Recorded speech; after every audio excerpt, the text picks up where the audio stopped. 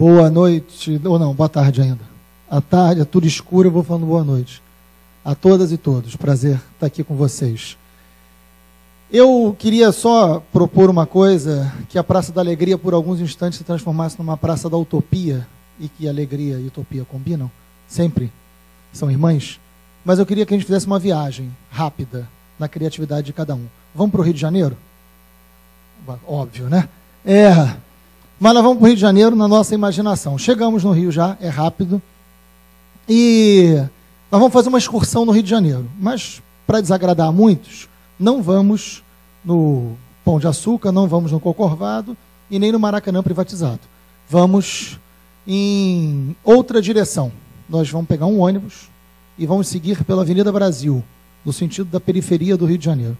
Lá na periferia do Rio de Janeiro, nós vamos parar em frente a uma favela. Vocês estão dentro do ônibus, ok? E lá na favela de Acari, uma favela muito conhecida, nós vamos parar o ônibus e vamos descer. Descemos todos, com calma, um de cada vez. Chegamos lá na favela de Acari, entramos na favela. A favela, no momento inicial, ela tem umas casas melhores, conforme a gente vai andando, e a gente vai entrando lá para o miolo da favela, uma favela grande, tem mais de 40 mil moradores, a favela de Acari, e nós vamos entrando, nós estamos entrando na favela, está todo mundo imaginando, né? Não tem essa temperatura de ar-condicionado, né? E chegamos no miolo da favela. Um detalhe importante, nós estamos numa terça-feira, são 3 horas da tarde, não é feriado. Isso é muito importante. Terça-feira, 3 horas da tarde, vocês todos estão de folga. Entramos na favela, não é feriado, 3 horas da tarde. Entramos na favela de Acari, e quando a gente está lá no miolo da favela de Acari, não é uma favela pacificada, né? Como está na moda no Rio, não é. E chegamos no miolo da favela.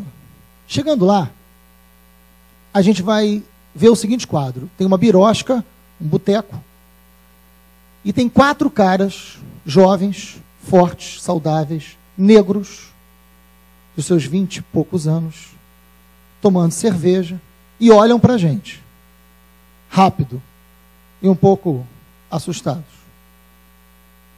Pensem de forma honesta, não digam, até porque não podem. Quem são esses 4 caras? Numa terça-feira, dia de semana, a gente está no miolo da favela de Acari, são 4 negros fortes, olhando para a gente, e ali pertinho do campinho de futebol. Pensaram? Viram? Ok. Na cabeça de alguns, é muito possível que tenha passado a seguinte informação: são traficantes. Ou são olheiros do tráfico. Né? É claro que numa plateia que vem aqui, há uma disposição para olhar de forma diferente. Mas mesmo assim, tenho certeza absoluta que na cabeça de muitos, essa foi a primeira resposta. Depois a gente vai se policiando e vai criando algo mais politicamente correto. Mas, de imediato, em algum momento, passou a possibilidade de serem traficantes, olheiros, vapor. Aí você pode utilizar a hierarquia que você quiser do tráfico de drogas de uma favela do Rio de Janeiro. Pois bem, esse é o olhar da tradição. Olhamos com o olhar da tradição. E não tenham dúvida que a maioria esmagadora da sociedade brasileira diria com a certeza mais absoluta: são traficantes. É o olhar da tradição. Se nós formos lá numa terça-feira, nesse horário, nós vamos encontrar esses 4 caras. São 4 grandes amigos que trabalham no Ceasa, que é uma distribuidora de hortifruti. Eles trabalham à noite, carregando toneladas e toneladas, né, de verduras, frutas, legumes. Eles dormem de manhã, eles acordam na hora do almoço. E nesse horário, o horário que nós entramos na favela, é o horário que eles têm para tomar uma cerveja e se encontrar ali. Depois eles voltam para o trabalho à noite. Tem carteira assinada, são trabalhadores como qualquer outro. Ok? Essa não foi a visão que a tradição nos permitiu olhar na narrativa desse fato. A nossa tradição leva aquilo que é importante para que eles sejam vistos como o outro. E é por isso que eu quero aqui falar de direitos humanos e a cultura do outro.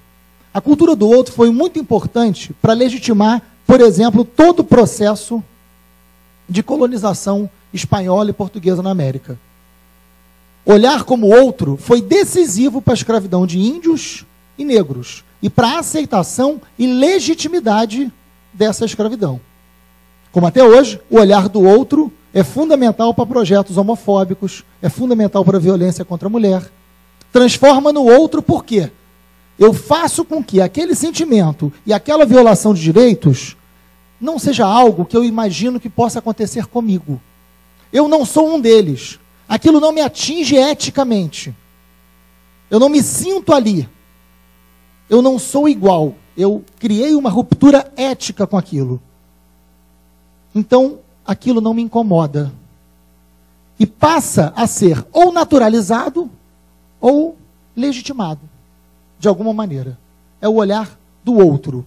Os espanhóis, quando colonizaram a América, eles diziam que os índios não tinham 3 letras. O L, o R e o F. Eles não conheciam na língua indígena 3 letras. Porque eles não tinham lei, não tinham rei e não tinham fé. Eles eram o outro. Como nos posicionamos diante do outro? Isso é decisivo para que a gente tenha um mínimo de compromisso com direitos humanos. Essa é uma pergunta que a gente não pode deixar de fazer. Como nós nos posicionamos diante do outro? A cada instante, a cada dia. Por exemplo, quem é o outro hoje? É quem sobrou de uma sociedade de mercado. São os supérfluos. Tanto é que o direito do consumidor tem muito mais importância do que os direitos humanos. Aliás, quem trabalha com direitos humanos geralmente cuida de quem não é cuidado no direito do consumidor. Né? Aquele que não é cliente sobra para a gente, que trabalha com direitos humanos. Compro, logo existo. Se não está na lógica do mercado, perde a sua cidadania, mas não perde o seu direito, perde a sua identidade humana. Não perde o direito à educação, à moradia, à saúde, perde muito mais do que isso. Ele ganha o rótulo do outro. Ele passa a não ter identidade humana. Não à toa, os militantes de direitos humanos até hoje, pleno século XXI, têm que responder a seguinte pergunta: vocês, direitos humanos, são aqueles que protegem bandidos? Em pleno século XXI, nós respondemos essa pergunta medieval.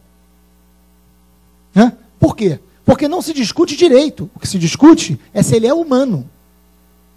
Como eu parto do princípio de que aquela categoria do supérfluo, daquele que sobrou, daquele que eu não tenho identidade, que é diferente ou indiferente, não é igual a mim, sobre ele eu não reconheço humanidade. Então eu não posso sequer debater direitos. Sequer debater direitos. É disso. Essa luta é pedagógica. É de construção de olhar. É muito maior do que a escola. É do dia a dia. Mas deveria ser essência de qualquer projeto pedagógico em qualquer escola, de educação popular ou não. Né? Esse outro hoje, ele está por aí, mas eles são invisíveis. Por exemplo, ele está nas prisões, ele está no cemitério, ele está nos manicômios, ele está na periferia, ele está nas praças, ele está nas ruas, mas nós não enxergamos. São absolutamente invisíveis. O Brasil é a 4ª população carcerária do mundo. 4ª população carcerária do mundo. De 2001 a 2011, a população brasileira cresceu 9%. A população carcerária cresceu 120%. E ainda é dito que o Brasil é o país da impunidade. Imagina se punisse. Impunidade para quem? Mas esse é um debate que não interessa. Né? O número de homicídios, aliás, prisão só é assunto quando tem fuga, morte ou rebelião. O número de homicídios também. Em 1980, nós tivemos 13.900 homicídios no Brasil. Em 2010, esse número de homicídios cresceu para 49.900. Não há país em guerra que tenha o número de pessoas morrendo por arma de fogo como tem no Brasil. Principalmente jovens.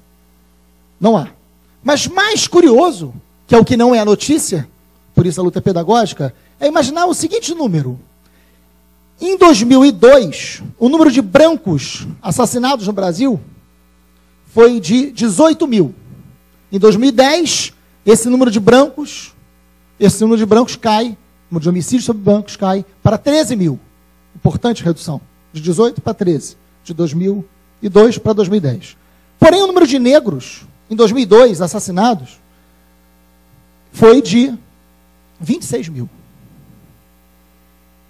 E em 2010, esse número sobe para 33 mil. O negro hoje no Brasil, principalmente o jovem, tem quase 3 vezes mais chances de morrer assassinado do que um branco. Nós fizemos a abolição da escravatura, mas não nos livramos do nosso passado escravista. Essa é uma questão central do Brasil de hoje. Em qualquer grotão, em qualquer debate sobre direitos humanos. Uma manchete de um jornal do Rio de Janeiro, com uma visão um pouco global, muito pouco global. Mas esse importante jornal traz a seguinte matéria, seguinte manchete no Rio. Madrugada em claro ao som de tiros e explosões. Madrugada em claro ao som de tiros e explosões. Subtítulo: vizinhos dos morros não conseguem dormir e ao amanhecer ficam com medo de sair às ruas.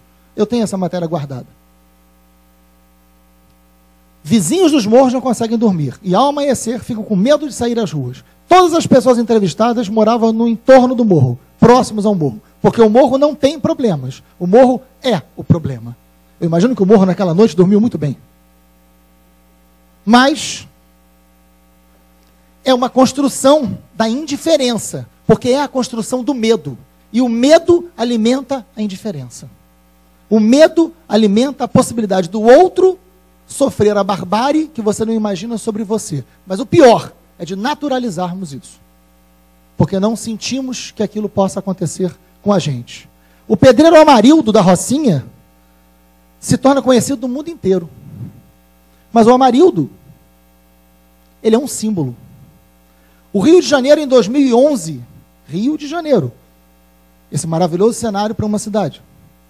Em 2011, o Rio de Janeiro tem 5.500 desaparecidos. Vocês sabiam disso? Não. Em 2012, esse número de desaparecidos no Rio de Janeiro, só no Rio de Janeiro, sobe para 5.900. Desaparece mais gente na democracia do que na ditadura. O que é inconcebível. O que é inadmissível. Por que isso nunca foi um debate?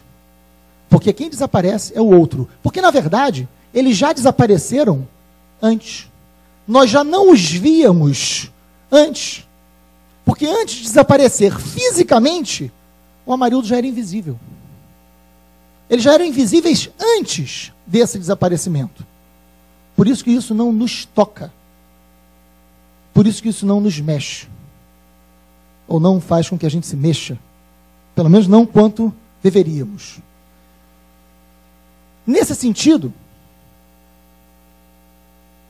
o Amarildo, quando se transforma num símbolo, e um símbolo de questionamento, porque ele não acontece em qualquer momento, ele acontece num momento histórico muito decisivo, e ele acontece na Rocinha, porque na Cidade de Deus, nós tivemos 48 desaparecidos em um ano, já instalada uma unidade de polícia pacificadora, e isso não foi notícia em lugar algum. Quantos Amarildos existem pelo Brasil? Não há cadastro de pessoas desaparecidas no Brasil e há cadastro de carros roubados. O que mostra perfeitamente a importância das coisas numa sociedade de mercado, onde o compro logo existe, determina a nossa cidadania. Nesse sentido, me resta pouco tempo, o Gandhi tem uma frase que diz: seja você a mudança que quer no mundo. A primeira coisa que a gente tem que fazer é romper com o olhar da tradição e reafirmar a luta por direitos humanos como essência de uma outra concepção de progresso e de desenvolvimento. Um país rico é um país que é capaz de garantir a dignidade humana para todos. Dignidade não pode ter CEP. Dignidade não pode ter CEP. Um país rico não é um país que alimenta um progresso que o seu preço é a eliminação da dignidade de tantos e tantos povos, de tantos e tantos setores, de tantos e tantos territórios. E por fim, eu quero terminar contando uma breve história. Dizer que uma senhora, ela ia sempre à igreja, muito carola, muito dedicada à sua fé, e ela morava numa área perigosa, periférica, e ela sempre voltava sozinha. Eis que começa a surgir uma história no seu bairro de um assaltante muito violento, muito perigoso, que andava assaltando e ele era muito bruto, muito violento e criou um temor enorme. Essa senhora voltando de uma igreja, no domingo à noite, ela desce no seu ponto de ônibus, vai andando para a sua casa, e eis que tem um rapaz parado, olhando para ela no ponto de ônibus, ela olha para esse rapaz e fala: meu filho, que você está fazendo aí essa hora? Você não sabe que aqui, nesse bairro, tem um bandido perigoso que está assaltando, que está matando as pessoas? Por que você não vai para casa? Ele não fala nada e vai seguindo do lado dela, andando junto com ela. E ela entra na sua vila, ela fala, meu filho, vai para casa. É perigoso ficar essa hora, tem um bandido perigoso assaltando as pessoas por aí. Por que você não vai para casa? Ele pode te pegar, ele pode te fazer mal. Ele para em frente à casa dela, ela procura a chave, acha a chave, e fala, meu filho, já que você está aqui, você quer uma água? Eu vou te dar uma água, depois você vai para casa, porque tem esse bandido perigoso e ele pode lhe fazer mal. Ela abre a porta da casa, ele entra com ela, ele dá a água, e ela, meu filho, vai para casa. E ele olha para ela e diz o seguinte, minha senhora, sabe esse bandido perigoso que a senhora está falando? Que a senhora tanto teme, que todos têm tanto medo? Ela, sei, claro, ele é muito perigoso. Sou eu. E ela, mas se é você, por que você nunca me fez nada? Por que você está aqui? Né? Aí, eu não fiz nada e não vou fazer nada com a senhora. Porque nunca, em toda a minha vida, alguém me chamou de meu filho. Carlos Drummond de Andrade. Obrigado.